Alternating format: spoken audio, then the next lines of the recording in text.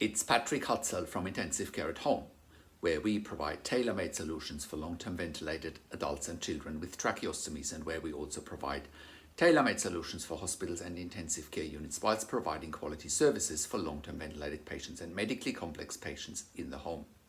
In last week's blog, I talked about my 38-year-old sister is in ICU with ovarian cancer on TPN.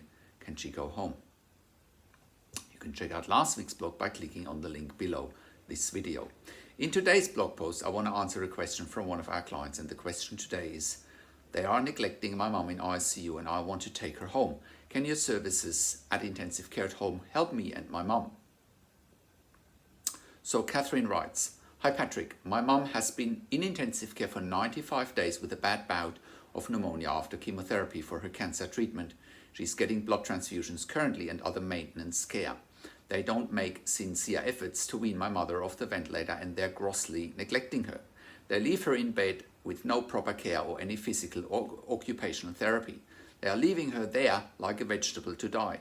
I want to get her off the ventilator and the tracheostomy and come home. I am finding it hard to transfer her to another ICU for a second opinion and admittance if needed, and to see if they can wean her off the ventilator, but I get no support from the management of the hospital to do so whatsoever. Please help.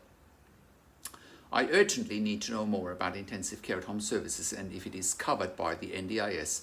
I am in the process of applying for NDIS services and nursing care services and funding through the NDIS. I would ideally and urgently like to bring her home with a better quality of life. Please contact me as soon as possible. Thank you very much." From Catherine. Hi Catherine. Thank you so much for sharing your mum's situation. It sounds very sad that your mum has been in ICU for nearly 100 days now. They can't wean her off the ventilator, and it sounds to me like they're not even making any efforts for it.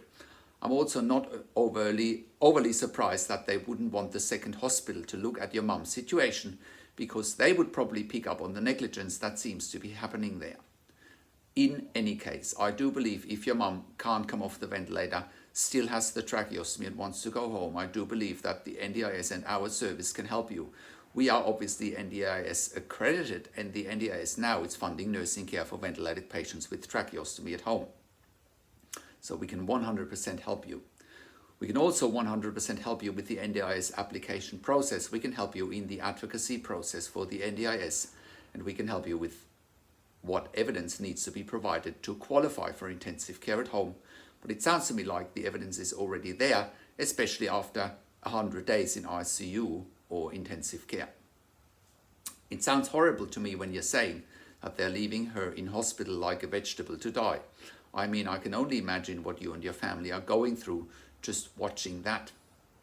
And I do believe that in a home care setting, we are wanting to treat your mother more like a person.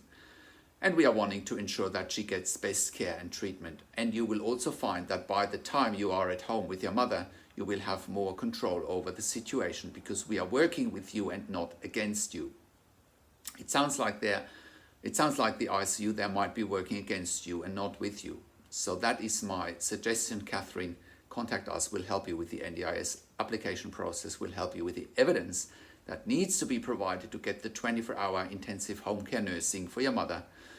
And also for the hospital, it's actually a win-win situation. They are freeing up an ICU bed and they're saving half of the cost, and they can use that bed for another patient. So it's a win-win situation. Thank you so much and all the best for now. Now, if you have a loved one in intensive care and you want to go home with our service, Intensive Care at Home, and if you want to find out how to get funding for our service and how it all works, please contact us on one of the numbers on the top of our website, or send me an email to patrik@intensivecareathome.com. That's Patrik just with a K at the end. Please also have a look at our case studies, because there we highlight more about what we can do for clients, how clients can live at home with ventilation and tracheostomies, and you can look at our case studies as well at our service section. And if you are at home already and you need support for your critically ill loved one at home, and you have insufficient support or insufficient funding, please contact us as well. We can help you with all of that. And if you are an intensive care nurse or a pediatric intensive care nurse with a minimum of 2 years ICU or pediatric ICU experience, and you ideally have a critical care certificate, please contact us as well.